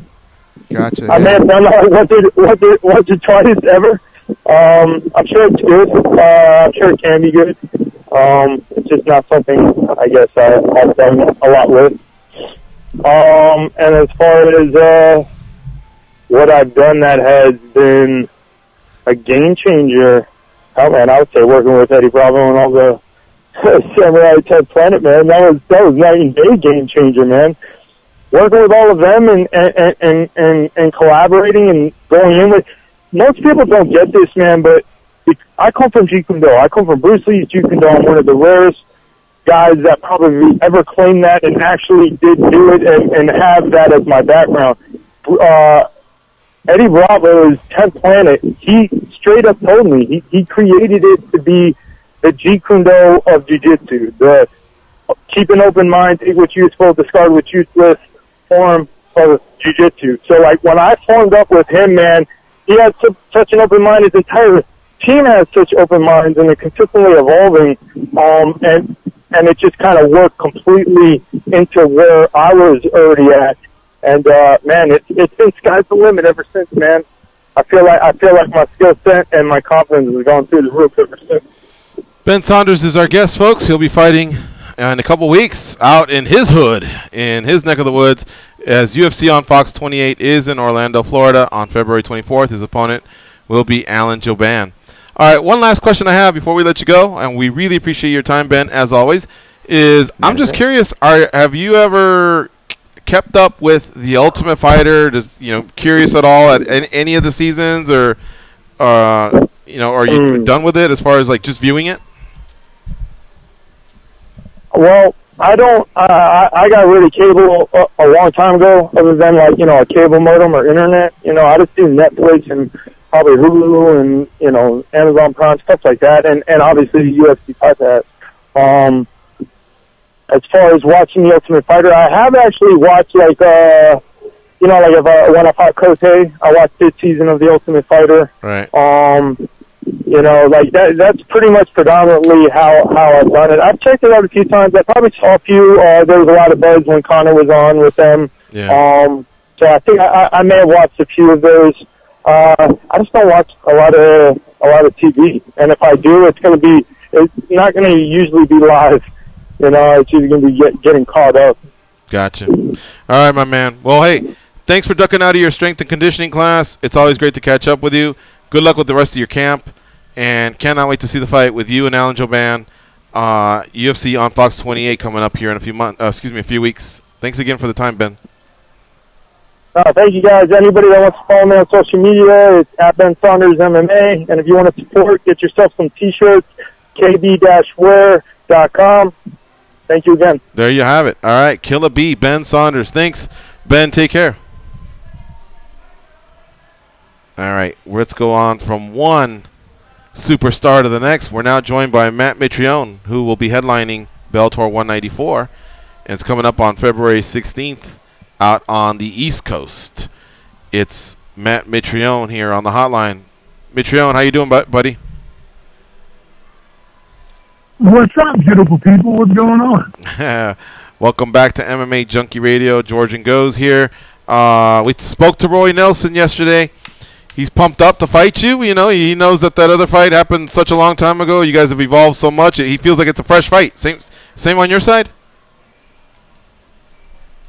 Yeah, I completely agree. I think that was my sixth fight ever. I think I've had 12 fights since then, I think, and I'm ready to work, brother. I'm in great shape, chopping at the bit, ready to get out of my dingy dungeon of a gym and start scrapping real life, get paid for it. Yep. You've been anointed as the favorite. How's that feel? Some of the experts that watch a lot of film, out of 8 fighters, think you're the one that's going to have his hand raised at the end of all this and become the Bellator heavyweight champion. I think it's appropriate. I think I should be the favorite. I think I've earned that. And, it's up to somebody else to kind of show me why I'm not. So I feel great about it. I feel that I feel like I'm the most dangerous heavyweight in Bellator, that's for damn sure. But really, this tournament really isn't a heavyweight tournament. It's a super fight tournament. So we're going to see if I'm the most dangerous person in Bellator or not. Is there an advantage to you guys fighting here, not the earliest fight, because that was Chael and Rampage last month, but you guys get this done in a few weeks, and then you can kind of hang back, get healthy, whereas the other ones will have a little bit lesser of a timeline as Bellator looks to wrap this up in 2018? Well, brother, I prefer to stay busy, man. I don't really like downtime very much. So I'm not really happy about it, but, I know that as cliche as it is, I have to worry about, busting Roy up first, and then I can worry about what the second leg's going to be. I don't even know what it's going to be. I have no clue. I haven't even looked into it yet. But, like I said, I have to worry about punching Roy in his mouth, and then after that, I'll take care of everything else. Matt Mitrione, our guest here on MMA Junkie Radio. He'll be doing the dance with Roy Nelson at Bellator 194 on February 16th. This is the Bellator Heavyweight World Grand Prix, and this is the quarterfinal round. Chael Sonnen has already advanced. All right, Goes, what do you have for Matt Mitrione? Matt, when it comes to this matchup, what percentage of the excitement goes to the fact that you're in this Grand Prix, and what percentage of it goes towards this could possibly be a revenge factor?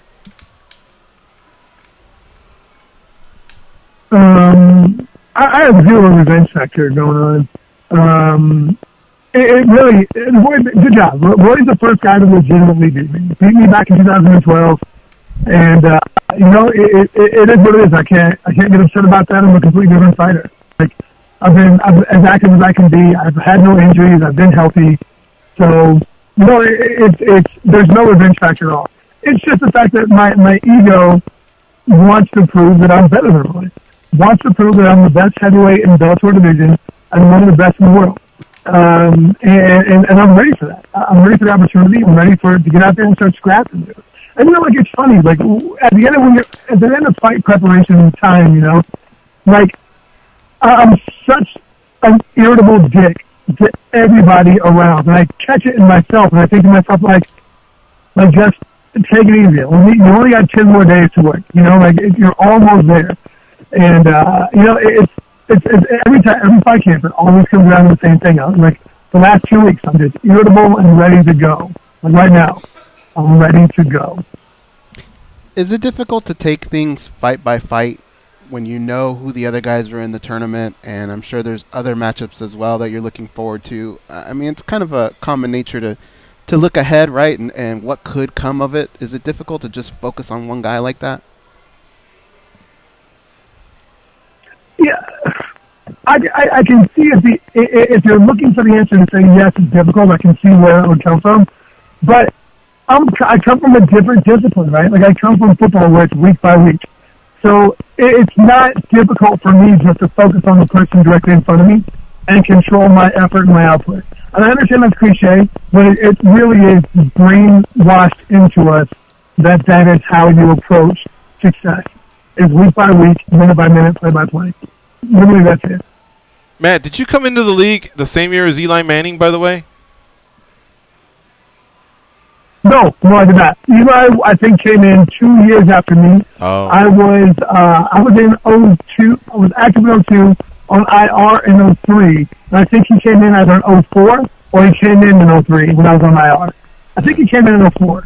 Oh, well, I was going to call I think Kerry Collins was still the quarterback. Gotcha. All right. I was going to call him former teammate, but I thought there might have been some overlap there. I was just going to ask you, what'd you think of his performance in the Super Bowl commercial? It seemed like a lot of people were talking about that as the number 2 topic after the actual result of the Super Bowl. Okay, so let's talk about that really quickly. What has been said about it? Because I have my own opinion, and I haven't seen anything on it yet. So, what did you think of that commercial? Well, it was just the commercial that everybody remembered the most, and the one that where everyone erupted in laughter more than anything. Just seeing the linemen, Eli, trying to dance, doing their best, mimicking, I guess, the dirty dancing scene. What was the point of that? Like, when you're talking about other games you could play, what was the point of that? I don't know. That's a good question. I really don't know. I couldn't even tell you what the commercial was about. Do you? Was it insurance or something like that? At the end of the day, was it tied or I don't remember. Oh, I don't know. Yeah. So I thought Eli was going to announce his retirement. So I thought they were going to things he was going to do when he retired, or things he could do and still be competitive. So I thought the last one, like in the fourth quarter, was going to be Eli announcing his retirement. That's what I thought it was going to be. Really? Huh. Okay. Yeah, that's like when we were watching. I was like, I bet you announce his retirement. That makes sense to me. Well, yeah, that definitely didn't happen, and I think he wants to come back and continue playing. What do you think of the Super Bowl? Last question. I predicted the Eagles to win. I predicted they would win 31 out of 17 or 24. And I think the Eagles' game planning, especially defensively, was absolutely spectacular. I think the offensive game play calling by the Eagles was spectacular. I was not an Eagles guy until they absolutely dismantled the Vikings. And when they dismantled the Vikings, I was completely sold. The way their game plan, the way they approached it was absolutely spectacular. It was fantastic. So I was happy with the Super Bowl. I thought it was exciting. I'm glad that the Patriots came back and made it a competitive game. And I'm glad they had a chance to win at the end of it. And I'm also really glad that the Eagles' defensive line was so aggressive and hit Tom Brady so many times. And I thought it was great that Rodney Harrison even said, look, the more you hit Tom Brady, the more average he becomes. And I thought that was a hell of an assessment. Yeah. Always great to catch up with you because you've always been a big football guy, and of course, we love your style of fighting as well. You're always going out there for the KO, and we look forward to the fight versus you and Roy Nelson at Bellator 194. Thanks as always for the time, Matt. Good luck with the rest of your camp. Talk to you soon. Thanks a lot, boys. All right, we'll see you. All right, big shout out to CJ from Bellator for making that one happen, and our earlier interview this hour, Ben Saunders. I'll have to give a shout out to myself for that one. We got one more though. We're gonna take this quick break, then we'll come back with Kyle Stewart from LFA.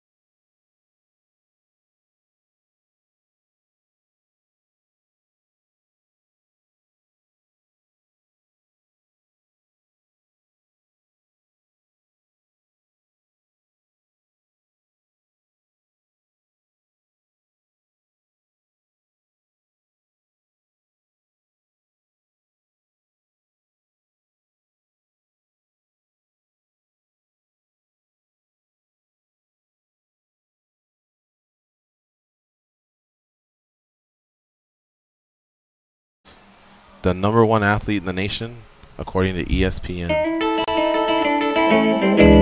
Well, that'll be the day. Let's see. Up, up, down, down, left, right, B-A, start. You told me that code would get rid of them. Yeah, well, they're still here. Okay, but now they know I tried to kill them. Hold on, Mom. Here are George and Goes. Start your day with SiriusXM. Enable the SiriusXM skill on your Amazon device. Then tell Alexa to set an alarm for your favorite channel, and you'll wake up to the sounds of SiriusXM. With SiriusXM and Alexa, you can get the latest sports news each morning without picking up your phone or turning on the TV. Our last guest of the day, his name is Kyle Stewart. He'll be fighting at an upcoming LFA card. It's LFA 33. It's the same night as Bellator. February 16th at the Bomb Factory in Dallas, Texas. Again, he'll be headlining, and he'll be fighting another undefeated fighter in Jaleel Willis. He joins us now on the hotline. What's up, Kyle? How you doing? Hey, how's it going? I'm doing well. Awesome, man. Well, thanks for joining us here on the MMA Junkie Radio Show. Somebody's must go. How many times have you heard that? How many more times do you think you'll hear that in the next 10 days? I don't know. I've heard it a handful of times. Yeah. Well, you know, it's actually pretty good marketing if you think about it. There's times where people are flipping through channels, or maybe they just in for the night, and you know, a lot of people know obviously Access TV's got you covered. If you're an MMA fan, they always have something going on, whether it's MMA or Muay Thai. But I mean, I really think there's something, you know, regardless of how you got there, when two undefeated fighters are locking up, whether it's in MMA or boxing, a lot of people are curious and they'll tune in. Yeah, I think it's a lot of people think when they watch, they think that when somebody goes so long undefeated, people just kind of maybe it just sets in their brains like, oh, this guy can't lose. So when you have two guys like the unstoppable force meets the immovable object, what's going to happen? Right. Now let me ask you something. You actually fit the criteria where you could have tried out for the reality show, The Ultimate Fighter season 27 or whatever the fuck they're on. But at the same time, you had already been on Dana White Contender Series. Did that in any way eliminate you, or did you feel like maybe you're that close, or you just don't want to sit in a house with 8 other knuckleheads? Did you even think about that possibility? No, I did go. I went and I tried out. Oh, you did? Okay. Wow. Yeah, I went and tried out for the Ultimate Fighter. Yeah. We went up there, and I went up there and tried out. Did great. Passed the grappling, passed the striking mid-session, and then had to do the interview part. And that's when they kind of told me, they were like, "Yeah, we're gonna wait and find out what weight class we're going with." And I think they went with the 155ers and the 145ers. The 170-pounders all got the boot. Well, I was just there the other day. I was actually doing some stalking of all the undefeated 170-pounders thanks to Tapology. I was like, okay, who are like the good ones? Like not the 3-0 170-pounders, but who are the guys that are like highly ranked that are undefeated? And that's when I stumbled across Jaleel Willis, and I was like, oh, I bet you this guy will be there. But he never went. And there's a handful of other guys that just didn't go, and I'm like, geez, I figured. Well, I mean, guys coming in from all over the country too, so I don't think too many guys were going to come in from all over the country to go try out. You know what? They just didn't have enough welterweights. Yeah, you're right. It was lightweights and featherweights. I was just there the other day when they were doing some filming, and I thought for some reason they said welterweights, but my bad. You're right. It was lightweights and featherweights that they went with, and well, there you have it. But you know what? I think you already kind of have one foot in the door. I mean, you've done the Dana White Contender Series, so you're on the radar, and then LFA is quite a springboard in the past few years. Even when it was RFA and LFC, and now it's obviously LFA, it's been in the past quite a springboard to get in the UFC anyway. Yeah, that's the big thing, and that's one of the reasons I was really excited about this fight. Is like it's the LFA. I could go fight somewhere. It's LFA. It's main event. It's a guy who's undefeated. It's like, okay, you know what? That's all the parts of the equation that I need in order to get enough eyes to watch, you know what I'm saying? Mm-hmm. So it's like, I'd rather be doing this than, okay, you know what, let's go fight somewhere locally, this is a perfect opportunity to say, hey, I'm still here, still winning, I'm still competing against really good guys. When you were on Tapology, and shout out to Tapology.com, I use them as well, how much did you investigate about Jaleel Willis? Did you just leave it at looking at the resume, or did you actually do a little bit of studying on the, via YouTube or anything? Oh no, yeah. So when I actually looked up all sorts of dudes when I was getting ready to go to the Ultimate Fighter, I was like, I want to see who these guys are, And then Jaleel Willis never showed up. But when I came back home and I got offered this fight, I was like, oh, that's the kid that Tapology had him up there, and Flow Combat has him. Flow Combat has me ranked number 2 in North America. They have him ranked number 3. Another reason I'm like, hell yeah, everybody says he's the best. I'm the best. Like, let's go beat this guy. So I show them I deserve to be in the UFC. But yeah, I looked up all this film. Looked up. I wasn't able to see his last 2 fights. He's got like a bunch of fights on there, just all on YouTube. But I saw his last fight that was in the World Series of Fighting, which, other than that, I mean, I think that fight was like a year and a half, 2 years ago, something like that. But there's 2 fights, his 2 most recent fights I haven't been able to see anything on. But, I have a pretty good idea what I'm looking at. You're in Arizona. What gyms do you train at? I train at Arizona Combat Sports. I also go to Maryville Gym, John Moraga's gym. I work with Alan Zeus is my boxing coach. I go over and work with him.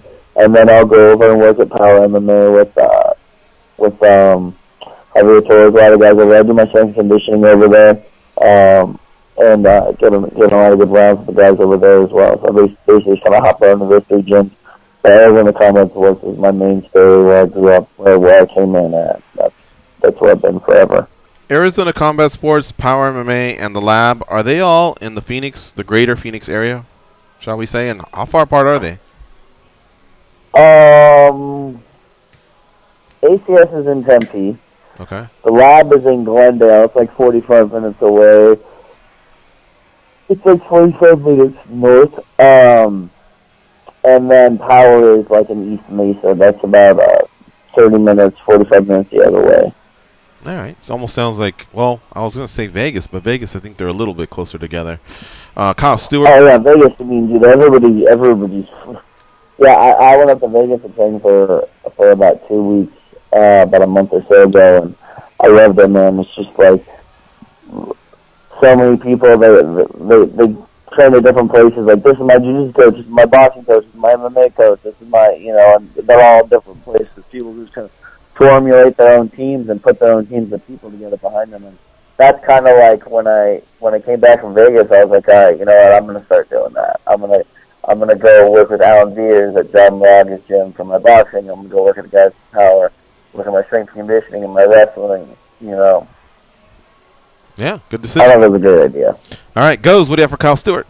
Kyle, you fought 4 fights every other month in 2017. Was that kind of like a giant camp for you? Like, did you have to stay in that mode the whole time? And did it almost feel like a season, almost kind of like what the NFL or NBA has, where you have all those fights and then you just kind of take some time off, and then could you come back and do it again, something like that?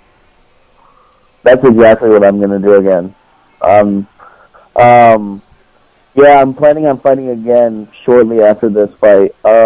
Just talking to people, talking to promoters, I'd like to... The thing is, I think that's how you put yourself on the radar. Fight as often as you can. Win. Be exciting. The only reason why I haven't fought is because I would have fought again, since I think my fight on the Contender Series was in June, it was either in June or July. But I had to have shoulder surgery because I tore my labrum in my shoulder. So that's what's been sidelining me, and this will be my first fight back, and I'm healthy, and actually there's some stuff in the works. I'm not looking past this fight, but when I'm done winning this fight, I'm talking to a local promotion here about fighting for them, fighting for their title, and if you keep fighting and you keep winning, it looks good, and that's what I want to do. My plan is to be in the UFC by the end of 2018, and I think honestly, I think I could go there after this win, but I might have to win 1 or 2 more fights after this one, so I'm trying to run through them. You have very similar records with your opponent. What do you think of his road to where you guys are at versus yours? I fought way tougher guys consistently. That's what I know. But I mean, this is the way I look at it. If you look at his record, I think he's fought 3 or 4 guys that have winning records. If you look at the guys that I fought, every single guy I've ever fought since I was a pro has a winning record at the time that I fought them. Does that make sense? So a lot of guys, and that was the same thing that I noticed when I went to the Ultimate Fighter tryout, is a lot of these guys that are undefeated records, I'm 5-0, I'm 6-0, and then I'd be looking them up, and I'm like, yeah, but you fought 4 guys with losing records. You fought nobody. I've been fighting. I made my pro debut against a guy with a 6-1 pro record. Nobody wants to fight. Are you saying a lot of the guys had cupcakes on their schedules? What's that? Are you saying a lot of those guys had cupcakes on their schedules? Yeah, a lot of the guys that went and tried out, and that's why I felt really confident. I was like, if they take the 170-pounders, they have to take me. If they take some of these guys that are 5 and 6 and 0 that haven't beat nobody, I'm gonna be not happy. Hey Kyle, who was that creepy old man that kept yelling at you at the Dana White Contender Series? I was there at the it was the Tough Gym, and I remember sitting there, and there was this creepy old man that kept yelling for you or something like that. Did you hear him while you were fighting? No, it might have been my dad. No, I don't think it was him. I think it was just some other creepy guy. I think Goes may have gotten some audio, right, Goes? Yeah, but it's distorted. Oh, it's distorted? Oh, okay. All right, never mind. Is your dad your biggest fan? Yeah, for sure. Absolutely. No, but I'm getting ready to fight on the Contender Series, right? Uh-huh. I'm getting ready to fight. I'm jacked up. I'm nervous. I'm fighting Jason Jackson. I'm in the cage. And I hear my dad yell, "Sportsmanship!" I'm like, what the? Like, Dad. Like, come on. Like, I understand. My dad's like 70 years old. You know, he's an awesome guy. But I'm like, Dad, we're about to beat the hell out of each other. The last thing I want to hear is sportsmanship. Like, come on, I'm not 5 years old. So it's so funny because we always tease him about it. I'm like, come on, Dad. You know? That's cool. That's cool that he gets to live your dream with you, though. Yeah, no, he's been there for every karate tournament since I was 5 years old, every football game, when I went to boot camp, when I graduated boot camp, every deployment I went on. My dad's always been there for everything. That's awesome. All right, my man. Well, I'm glad we got to catch up. We weren't able to do it yesterday, but I'm glad we were able to do it today. And good luck at LFA 33. And you know what? I'm going to make a prediction. Maybe things will work out the way you thought. Maybe later in the year it will be your turn. But the UFC is going to Glendale, and if you make an impactful win in a few weeks, you just never know, man. You might get that call. So don't go out there and splurge too much on the food. Stay within weight. You never know. You might get that call. Yep, that's what I'm hoping for. Thank you. All right, Kyle. Take care. All right, have a good one. All right, we'll see you. Oren Hodek. Shout out to him for lining that one up. By the way, I think he's going to become a Pops either today or yesterday. Yeah? Yeah. So early congratulations, or congratulations wherever you're at with that, Oren. And thanks for giving us lining us up with Kyle Stewart. That's it for today, folks. I want to thank all of our guests, including Kyle Stewart, headlining LFA 33 next Friday. Matt Mitrione also fights next Friday at Bellator 184. He headlines there versus Roy Nelson. Ben Saunders, a few weeks later, down at UFC on Fox 28 versus Alan Jouban. Dominique Steele, he's flying over to Russia to fight at Fight Nights Global, and that's a few weeks away as well. Valentina Shevchenko coming off a big win at UFC Fight Night 125 over Priscilla Cachoeira. Very important. Did you catch the part where she said if she was a competitor, that's the way she would want someone to ref her fight? And she also noted that every time it looked like, you know, the fight could be stopped, she did make some sort of a motion or movement or offer up a technique that just seemed to give her a little bit of a lifeline. So I know Joe Rogan's come out and said he would have, you know, Yamasaki should have stopped it 15 times. 15, 20 times before he did. Frank Trigger said he doesn't have much of a problem with stoppage, although he did clarify with about a minute left there was an opening. I felt the same way. So did a few other junkies that I was talking to in the chat. Tomorrow, Speedy Claxton will join us. I believe Ben Askren, Joby Sanchez, Alan Jouban, maybe Liam McGarry. It's going to be a packed show as well. So tune in. For now, we're out of here. For Danny and Goes, I'm George. Go out there and be a champion. I'm gonna keep on the run.